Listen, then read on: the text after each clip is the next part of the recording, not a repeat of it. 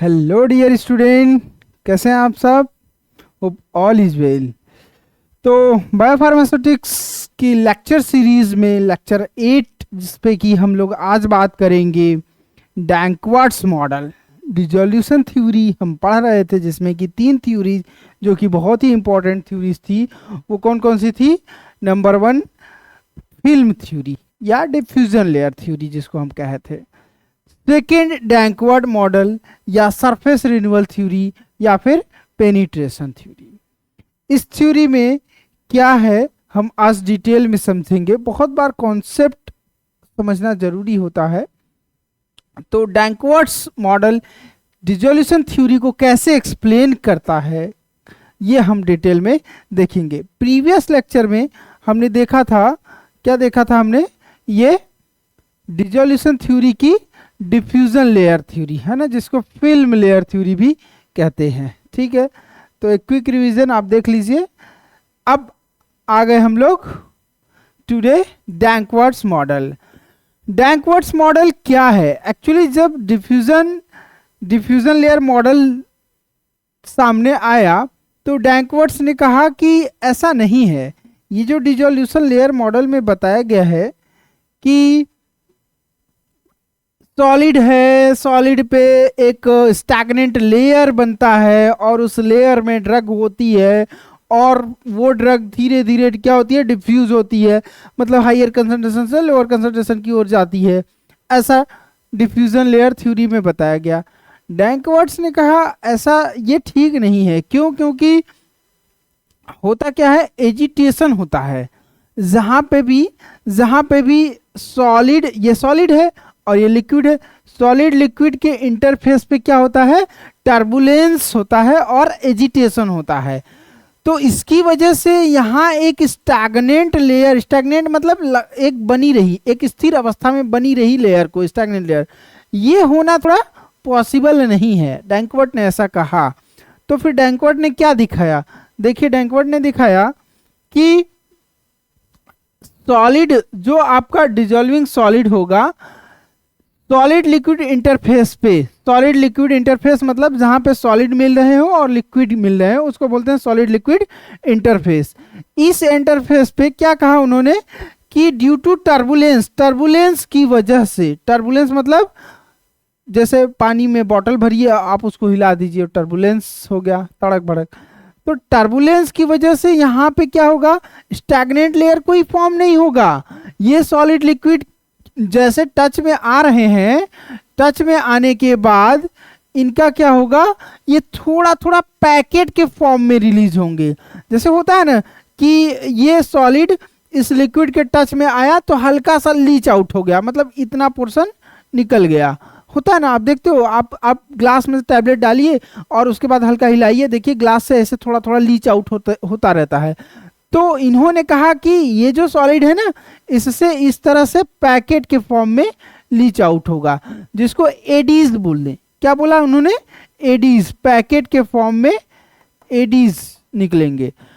मतलब जो सॉल्वेंट होगा वो क्या होगा? जाएगा यहाँ पे solid liquid interface, agitation turbulence की वजह से पैकेट के फॉर्म में बाहर निकलेगा, है ना, पैकेट के फॉर्म में बाहर निकलेगा। और ये जो सॉल्वेंट है ये ट्रेवल करके with full of solute travel करके यहाँ आएगा और फिर क्योंकि एजिटेशन टर्बुलेंस हो रहा है तो फिर से फ्रेश सॉल्वेंट यहाँ पहुंचेगा और यहाँ जाएगा।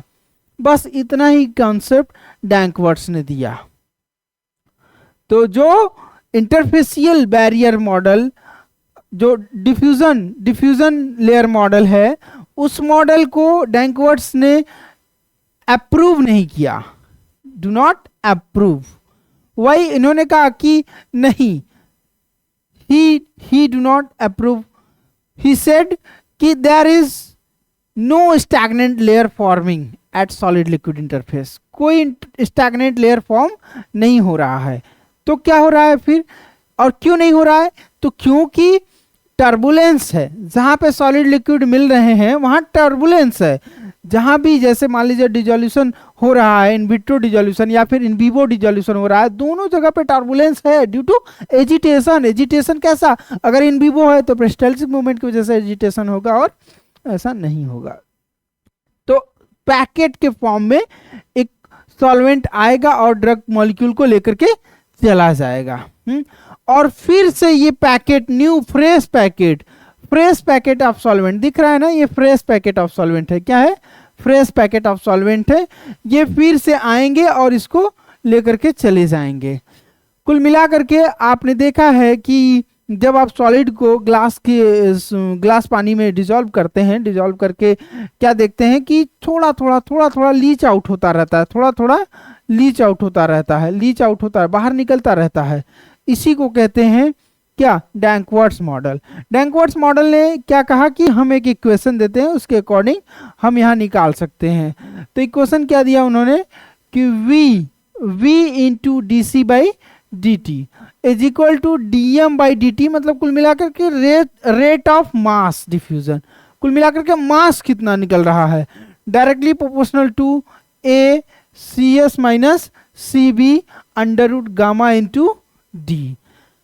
तो यहाँ पे न्यू चीज क्या आया है, एक m आया है जो कि mass of the solid dissolve है, और गामा आया है ना। d सब पुराना ही है पिछले वाले इक्वेशन का, diffusion coefficient, area, C S minus C B concentration gradient, and v is the volume. Again v कहाँ यहाँ आ गया, इसका मतलब ये क्या हुआ कि इसके मल्टीप्लीकेशन में है ना, v इंटू डी सी है। अगर इसको हम इधर ले आएंगे तो a अपॉन v हो जाएगा। आपने देखा था